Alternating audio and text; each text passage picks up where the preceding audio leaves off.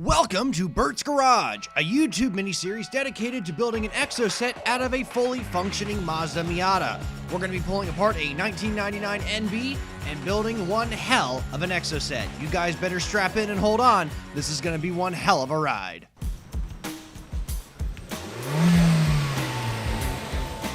And first to arrive is Bert, avid YouTuber and 3D printing enthusiast. He likes big guns and he likes to go fast. And the next member of our team to arrive is Doug, all-around Miata expert and good guy to have on your side when you're working on a Miata, because he's never wrong, and he reminds you because he's never wrong. And last but not least to arrive is John, Miata expert, turbo expert, good all-around mechanic, and the guy you want to talk to about boost. You want to go fast? He's the guy to talk to, especially in a Miata. And now that you've met our team, it's time to get to work. First things first, we're going to need tools and supplies. Here we have a bolt organizer, very, very important. It has 4 individual trays with several individual little pockets to put things. Make sure you label everything, because if you don't label things, you're gonna have a bad day. Second, really big stuff up top or really awkward things like camber bolts and things that are too big to fit in those. Obviously you want to individually bag them and keep them together or you're gonna have a bad day. Make sure you keep these in some sort of an order, that way so when you start rebuilding you can work your way backwards from where you started. Now let's move on to tools that we're going to need. We're going to need a Master Mechanic tool set here. We have 1/4 inch, 3/8, and 1/2 inch drive. We're going to need sockets ranging from 27 millimeters all the way down to 8 millimeters, I think is the smallest we need.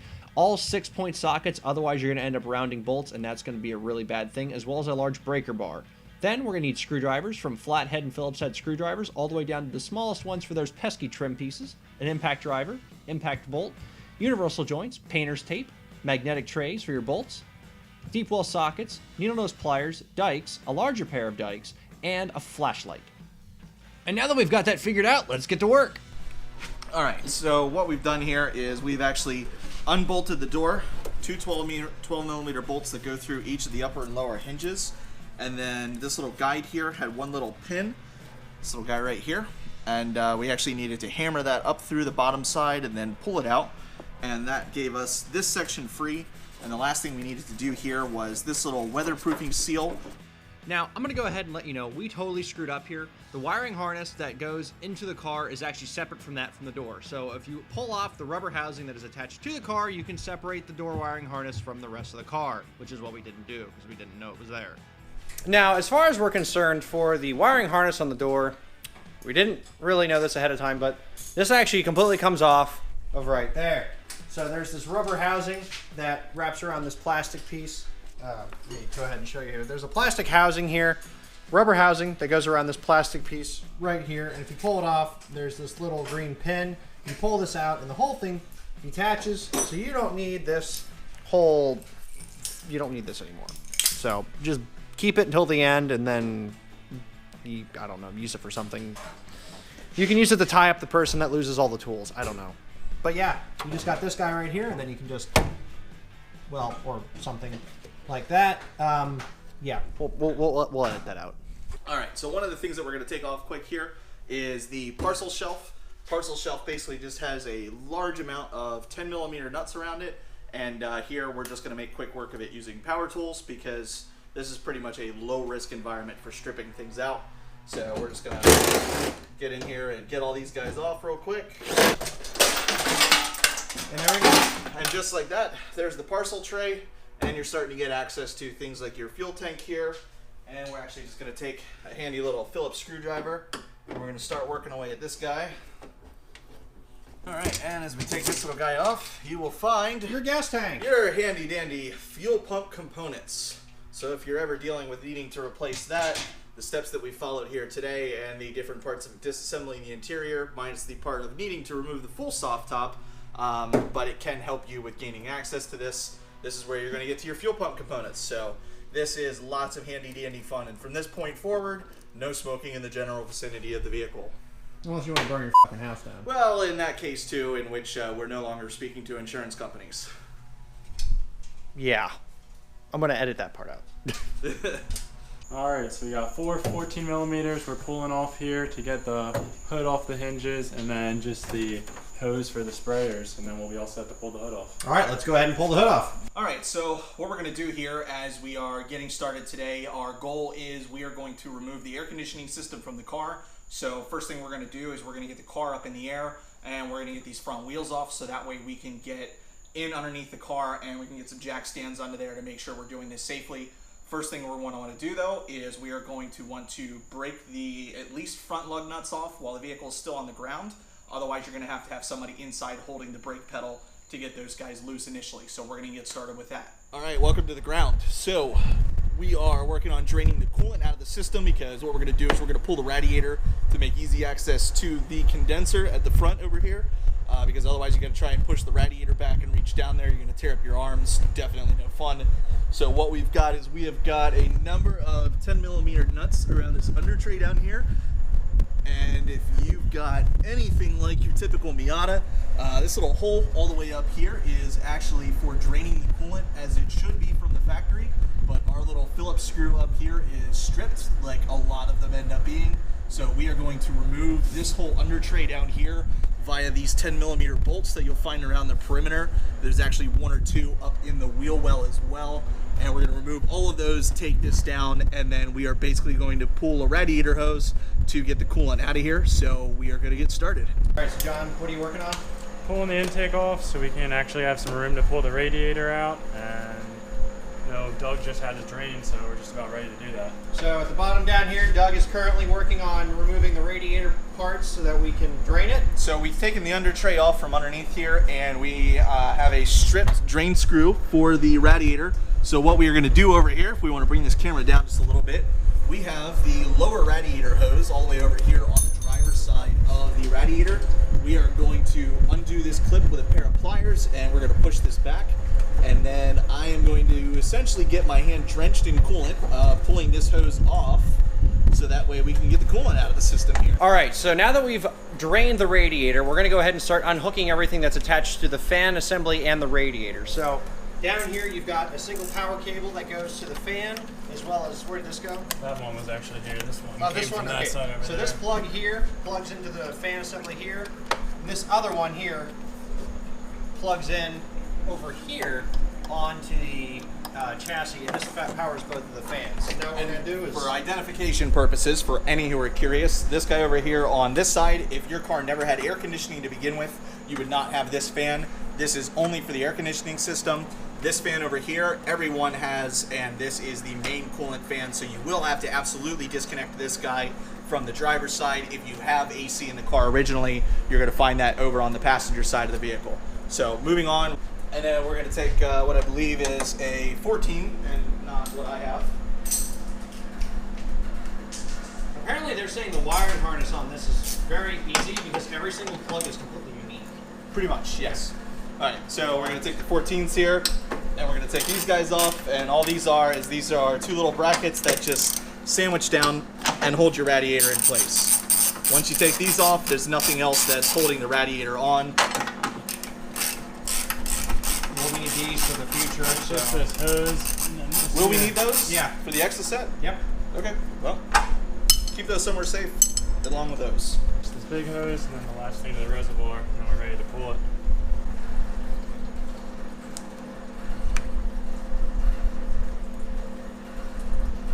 Go. And screwdriver, flathead. Por favor. Where's the one I have? Oh, I'm wondering. Oh, all good. Just like so. And coolant comes out. Yay! Yep. Well, I won't let the dog in here now. Yeah, we'll need to wipe Do that keep off. in mind, Antifreeze has ethylene glycol in it. It is a sweet flavor to anything that drinks it, and it will kill anything that drinks it. So be sure to thoroughly clean up any of this stuff that spills, because if you have a cat or a dog and they come out and they drink this, you're going to have a bad day. I'm not going to get into any further detail. Use common sense, guys. All right? Now let's get back to it. So like one 10 millimeter screw. So we still have a bolt holding on the radiator, it seems. Where's it at? We do. It's actually the bracket. hard AC lines at the bottom. Ah, all right. Where did my 10 millimeter go? taking the coolant reservoir out, two 10mm bolts, last part of the cooling system we have that had fluid in it here. Alrighty, and Doug, what are you working on? All right, next thing I'm doing up here is we are going to try and ultimately remove the condenser from up here. And we have, essentially we've got two 10mm nuts also holding this guy in, one at either side. This is the reason why we wanted to remove the radiator, because these guys are all but against the fins of the radiator when you've got that in there. But we are also going to have to disconnect the hard lines before we get this out, because those are attached to the can in the front end. So we are going to work our way down here and start trying to get some of these hard lines off.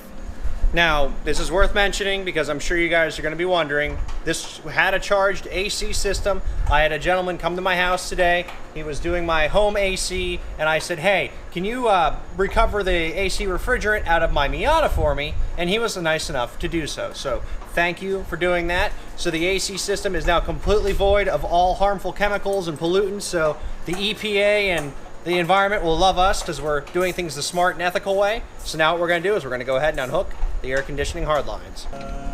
It's worth mentioning that whenever you work on the hard lines for AC, an open line wrench is a lot less likely to pretty much twist the pipes and mess it up. So if you want to try and resell some of this stuff, a line wrench is probably your best bet. If you're wondering what a line wrench is, it is this kind of a wrench. Works really well, especially for AC and a lot of other stuff around the car. I suggest you get a set of them, like 12 bucks at Harbor Freight for the metric set. So it looks like our front one's going to be a 22 and a 24.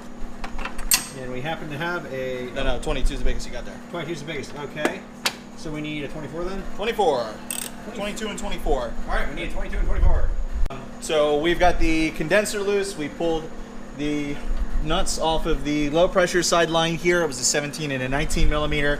And then we've got the large line at the front. They were the two closest locations to the condenser to get this guy out and free. This one up at the front was a 22 and a 24, so you're going to need some pretty large wrenches for working on this here. But once you've got those two free with the radiator out, this guy just comes out and free, and this giant hunk of shit right here, bye-bye. All right, so what we're going to do now is we're going to go ahead and we're going to remove the rest of the air conditioning lines that are in the engine bay and then work our way back to the actual inside of the car. So we're going to need to take out this one here, which is a 24 and a 22. That looks like a 24 and a 22, and it looks like we've got the same up here all the way up at the, I believe it's the evaporator under the dash. Looks like we've got a 24 and a 22 here at the bottom line, and then we've got another 17, 19 set up here. Once we get these off, and these little plastic clips here at either side of all this fuel nonsense, these guys will come completely clear, and we will have room to work again. Very good. And then once we get that, we can pull the lines and then pull out the actual AC compressor down here and get all this other crap out. And that'll save us A, a lot of weight, and B, a lot of room. All right, so what we've done here is we have removed the last of the nuts that held the hard lines on. These are quite large. You need at least a 24 and as large of a wrench as you could really get a hold of. Pipe wrench can work for these, and you'll need to go ahead and loosen these up just like the previous hard lines. So now that these guys are completely free, the only thing you've got is you've got two brackets here. You can either try and remove the plastic pieces that hold these onto the brackets, or you can just remove the brackets themselves. They are held on with some little 10mm bolts on here. So we're going to remove this guy, and once we get that free... All right, we're going to be pulling the air box out next to get some more space to pull the compressor out down here. Basically all we have to do is just take off couple brackets and a few bolts, and then we're good to go. And these look like what, 12mm? Yeah, both 12. Here's what it appears. We're going to give that a shot here. All right, so now what we're doing is we're taking off a little bit more of the air box. Underneath the air box, there's actually a bracket, which we've already removed. It's simply just 3 10mm bolts, and then there's a housing right here that attaches to a couple of relays. If you want to go ahead and just unhook them, you can actually take those relays and ratchet or zip tie those together and then just set them off to the side, and then you can just attach those to some sort of a housing when you get your Exocet kit put together. What do those work to? Do you know what these are? So these are, I forget exactly which one, but I believe you've got a headlight and an air conditioning relay. So of note here, basically what you're going to need is you're going to need a 10mm for either side, because there's a nut on the back and a bolt on the front. And you can actually, when you take these apart, if you save one of each, we're going to get rid of these two. We don't need them anymore. You can bolt them right together? Yep, you can bolt these two guys together and tuck them away behind the headlight and forget all about them even existing. So we're going to take this guy out, And then now we've got, so one of these bolts from the bracket, and we're just going to take these two and put them back together as such. Nice. We can just tuck those away on the inside of the chassis. Absolutely, just some tidy housekeeping here, and then we're just going to... Proper cable management is important, otherwise you go to hell. All right, next thing we're at is we are going to loosen the belt here. So we have the belt that runs around the front side of the crankshaft, and then comes the whole way up around the power steering pump and down around the air conditioning pump. In order to get this air conditioning pump out, the first thing we need to do is obviously remove this belt. So we are going to start up here at the adjuster bracket, which is just above your power steering pump, and you'll find this little kind of 3-bolt bracket system. You'll want to start by loosening the 12mm one, and you'll need a wrench on the back side with another 12, and you're just going to loosen this guy up here. And we don't need to take this completely out, we just need to make sure this is loose and able to move. We'll also want to loosen the pivot bolt, because otherwise you're not going to be able to get anything to go here, and that's actually a 14. When in doubt, a breaker bar always does some good. I have just a big copper pipe, but you know, you can use whatever you want. There you go. I was wondering if that was just going to shear off, but I'm like, oh crap. If it did, we can replace it. Indeed we can. A bolt is a bolt. I hate drilling out bolts, so that shit sucks. We all hate drilling out bolts. And now, of all things, we need to switch back to our 12. And then we need to do the last bolt here, which is the actual tensioning bolt. It is. So this one here is what basically loosens us out, that we can start to get tension out of this. And you can see the power steering pump is starting to move, but you may need to coerce it a little bit more, just depending on the condition of everything going on here. There we go. Yep. All right, so now we've got some more light. So what are we doing? All right, so what I've done here, there were some zip ties on here that I don't think actually belonged there, but regardless, the one thing is you're starting to take off the air conditioning pump that'll probably catch you later, is there is this one singular wire, likely runs to a solenoid up there, connects back here to the body, back by the power steering reservoir. You're going to need to take this guy off for later, because otherwise you're pretty much going to find the tensile strength of that wire when you try and remove the pump. And we're just going to go ahead and try and push on this tab and get this guy out of here. Wrench is going to be my friend at the moment. And then what we've got to remove this pump is we've got the 2 lines that are going to attach the hard lines and the soft lines out. You've got one at the rear side closest to the pen light? Yep, it's going to be over with my accessories. Actually, you have the big light up there. Just That's fine. we got that. All right, let's give you some more light so you can see what we're talking about. Ah, fuck. All right, welcome to the light of 1,000 suns. All right, so what we've got over here, on the backside closest to the exhaust manifold and the lower radiator hose, we have one of the hardline attachments, and you'll see this little, I believe that's a 10mm bolt at the top, and you'll actually find the same over here to the left, and you'll find one kind of facing up vertically. It's going to be the same thing. These 2 lines you're going to want to take off. This is going to make your life a lot easier. Then once we get those off, you've got a series of 4 bolts running around. I believe these are 14s, they might be 12s though, and there is 2 at the upper end and 2 identical ones at the lower. Once you've removed all 6 of those components, you've pretty much got an air conditioning pump ready and free to come off the car. And that weighs, what about, you said 30, 35 pounds? If I had to have a guess, it's about 30 to 35 pounds, not including the cast iron bracket behind it, which is another at least probably 5 to 10 pounds. And here we are, one removed AC condenser. I'm going to say a solid 20 pounds here of weight saved between this, the radiator, the hose, and then the extra condenser in there. I'm sure this number is going to be getting a lot higher, but here we go. 20 pounds of lost weight. So what we're doing here at this point, the last piece of the AC condenser is going to be this bracket down here. And what we've got is essentially you've got one 12mm bolt at the front side. And when you do take this bracket off, you're actually going to need a shorter bolt to plug this hole, because it goes back to the oil pump. And then coming back here around the side, you will find that we've got a series of 4 14mm bolts right along the side of this guy. And we are going to take all of those off, and the bracket will come completely free. So with that, we're going to get this started. And here we have the mounting bracket for the AC compressor itself. Now this is a giant cast iron hunk of junk. I mean, I'm sure it served its purpose just fine, but this should not have to be 10 pounds of cast iron steel. So another 10 pounds of weight lost, and we're gonna say bye-bye to you, because we don't need you no more. Look at the size of this thing, my God. It doesn't need to be this heavy. All right, ripping more of the HVAC stuff out here. got all the bolts that go to the bottom brackets down in here pulled out. We have this, which holds the fan. Hang on, let me get the camera in there. Yep. Got this guy here, that holds the fan taken off.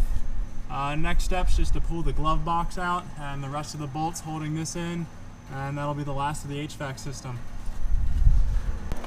All right, John, what are we looking at in here now that we've removed the glove box? Condenser and fan. We got the bracket So that this is holds the them condenser. Here's the fan. Electrical connector on the left side. On the left-hand side, what? So that little electrical connector Right here? is going to have to come off all the way on the left. This actually, guy the right box. here? Yep. That guy will have to come out before All right. you remove that. So we'll undo this electrical connector. That one could be a little bit of a... And I'm at the There's wrong the tab. angle. Now we've got the blower attachments up here and some. There's still one bolt at the top of it. And we're going to go ahead and remove all this stuff and go from there. So now that we got this guy free, this is our condenser from inside underneath the dash. Pull this free, you gotta pop these little lines through, and this is where our hard lines were connected to. Once you get the electrical out and the drain line off and these awful bolts, pull this sucker right out. This is by a good, I'd say, I don't know, 7-8 pounds of nonsense completely gone from the car. Cha-ching! So now that we've removed all that unnecessary crap, we got all this empty space in here. As you can see, here's a billion fucking wires. Oh, I can't say that. For the wiring harness, here are the holes going out into through the firewall. Now we've got the blower here. So what we'll go do now is we'll start pulling apart the entire dash and everything accustomed or around it, and hopefully we'll get the dash off here with relatively little ease, and then we can get out the carpet and strip the rest of the wiring harness. So let's go ahead and get started. What do we want to touch first, guys? All right, so now that we're on this side here, we obviously want to start pulling apart the dash. So I'm going to go ahead and take my trusty Thousand Suns light here. Under the dash here, you got this panel. You can just stick your hand under it, and you can pull this right out. It's probably a good 3-4 pounds right there. There's actually a steel plate on it as well. You don't need that. Now we start looking under here. There's going to be a ton of hot glue that they used. I'm not sure for what. Silicone glue. You got a lot of wiring pieces. And, oh, one thing that's very, very important is there's this little box right here. And I believe that is an aftermarket immobilizer. That also is, well, that thing's from hell because a lot of times it doesn't cause a lot of problems. So be very careful if you have one of them and try not to cause yourself too much of a headache in the future. If need be, look up online its model, and oftentimes you'll find out how to disable it so that your car works when you try to work on it again. Now that we've got that panel off, we're going to go ahead and start dropping more pieces off the bottom of the steering wheel here. There are Phillips head bolts. You'll go ahead and take out these. I believe there's 4 of them, or now there's only 3 of them. You'll take these out and you'll drop off this bottom panel, and then you can eventually pull off your steering wheel, and you'll start taking apart the instrument cluster here, taking out the panel. And once you get this out, you can start pulling a lot of the regular crap that's not coming with the car out. Obviously you want to use your steering wheel, your indicators, and your instrument cluster. Everything else is pretty much nonsense and you don't really need. So now that we've dropped the top and bottom parts of the housing, be sure to tape these back together, tape the bolts together, set them somewhere safe so you don't lose them. And then we're actually going to take the cover off of the top of the instrument cluster here. Now this is just held in with some pressure points, so you pull back here, pull straight out, and it'll unbuckle. It's going to be pretty tight because this probably hasn't been taken out yet in your car on both sides.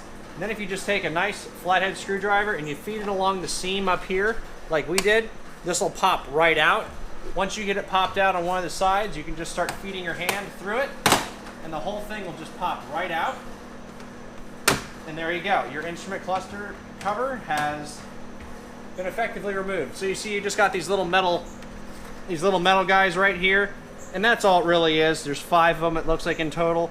Try not to yank on this too hard, because I do see people break these, and you don't want to have to source any more parts than you absolutely have to. And now that we've got that taken care of, we've got 1, 2, 3, 4 Phillips head bolts. We're going to go ahead then and take out the instrument panel. And be very careful with this, because a lot of times people will scratch this stuff up, and you don't want to have a scratched up lens on your panel there, because that sucks. Now that we've removed these 4 bolts, be careful with the instrument panel. Pick it up, lift it up. Along the back, there's going to be several wires that are attached at various places. You're going to be very careful when you unhook these. So if you pull it up like this, you can feel in the middle there's a little tab. Just click on it. You'll feel it with my index finger, I feel it right here, push up, and then you'll just want to wiggle this thing out. Now, we've obviously unhooked these 3 attachments here, and these you just want to push down and pull out, wiggle them. They've been in there for a very long time, so they're going to be a little bit difficult to get out, but they will eventually come out, I promise. And all the bolts that you unattached with this, there's going to be 4 of them in total. I set them right over here. Take a piece of painter's tape and just put them right here on the top, and then just tape them to it. That way so you don't lose them. Put this in a plastic bag somewhere safe where it's away from dust and moisture and it doesn't get scratched, because you're definitely going to want to need this for the future. And I'm going to mention this several times. In your front left corner here, there is a little metal plate that has your VIN number. You have to keep this. You will need that for future registration of your kit car. Don't forget that. For further disassembly of the dash, on the left side here, you're going to have 2 little tabs that'll pop off just with a little flat head. Go ahead, get your impact, stick it in there, and take those bolts right out. You'll probably have the same thing on the other side as well, which John is kind enough to get for us. And you're going to have a lot of places where this is going to be attached. So it's not just 2 bolts and the whole thing comes out. Also, up here at the front, under this little square, a lot of people are going to forget there's actually a bolt in there that you need to get. Right there. It's a kind of a pain in the ass to get, but there's a 10mm right there that you need to get, otherwise your dash is not coming out. Also, down here on the bottom, to the right of where your knee would be, you have this little tab right here. There's another bolt or 2 in there that are going to have to come out eventually as well, so you might as well get them while you're at it. I think they're 14s. So now that we've unattached all the bolts that we've seen so far, also be sure to unattach your wiring harness here from this little, whatever you want to call this thing here that holds onto the wiring harness. We're going to start taking apart the center console now. So, little flat screwdriver around the corner of this shroud. Be careful. If you don't want to reuse it or try and sell it, then don't be, as cautious with it, but I don't want to completely destroy everything, so I got bugs and sunflower seeds, it looks like, popping out of mine.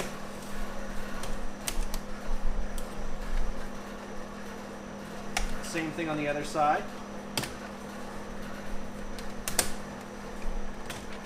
And again, a big part of maintaining good build with this car is reselling any parts you don't need. Even if you can sell it for $5 on eBay, hey, that's a beer for it. Now we've got the cigarette lighter. We don't need that, so this will just pop right off. Hey, let's go unhook the battery. Let's go unhook the battery so we don't blow ourselves up. I think that's a great idea. So taking the battery off here, first thing, you always disconnect the negative. We're going to pull both out, and then we're actually just going to take the battery out since it's not going to be needed in this car any longer. Everything's disconnected and battery's ready to come out.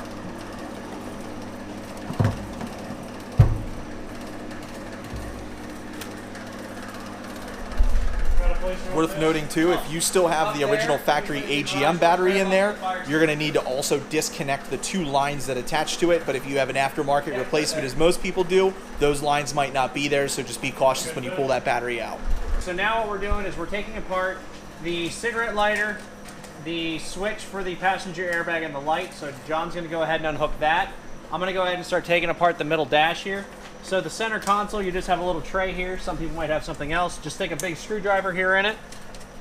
John's taking that off. To get this console here off, just take a big screwdriver and pop that. It comes right off. It just fits in there with a pressure fit, nothing fancy. And then you got your CD tray or CD changer. This thing's a piece of crap, it never worked. And then you got your climate control down here.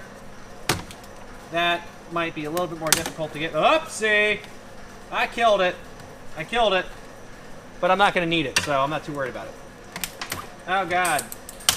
Oh, no! Don't do this at home, kids.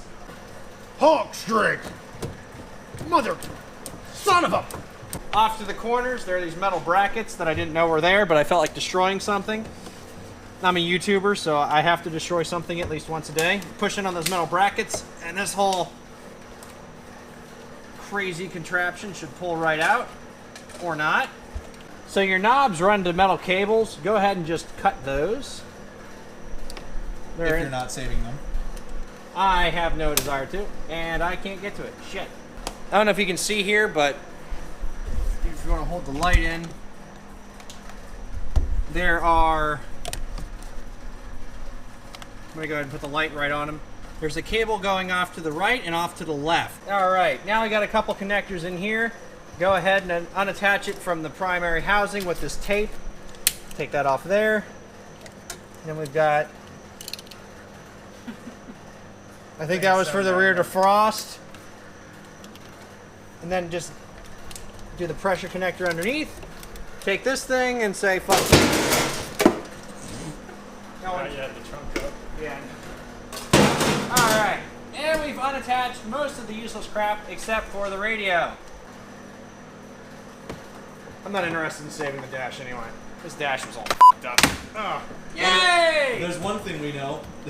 You've never attempted to steal a car radio. Well, I'm sorry. I missed that day of class. Alrighty folks, well we're going to go ahead and wrap this video up here. Now here's our first day's progress. We've got the doors off, we got the seats out, we got a decent bit of the dash torn apart. And the fortunate thing with all the attachments in the Miata is everything is completely unique, so you can't screw that stuff up too easily. We got the hood off, we got the wheels off, we got the AC system completely removed, radiator is out and drained. We've got the air box removed. Everything is labeled as well. So you've got this here, which is like your MAF sensor, your air temp sensor, and other things that you aren't going to be using, which we know like that right here. But so far, our progress has been very good. We've got some miscellaneous parts here we'll toss out. But yeah, it's looking really good. The roof is off, and you can tell the big difference between our old wheels and our new wheels. We're literally gaining a whole nother wheel of grip plus like an extra inch. So this thing is going to stick to the road and rip your face off around the corners, which is what we want. The battery is unattached, and next time around we're going to go ahead and we're going to pull the dash out, we're going to pull the carpet out, remove the wiring harness, and then we're going to start unhooking the engine from the body, and we're going to pull the tub right off. Sound good? All right. Until next time, I am Bert from Pixel Armory. That's Doug. John's just now finished blowing up the bathroom. A little bit. And we'll see you guys next time.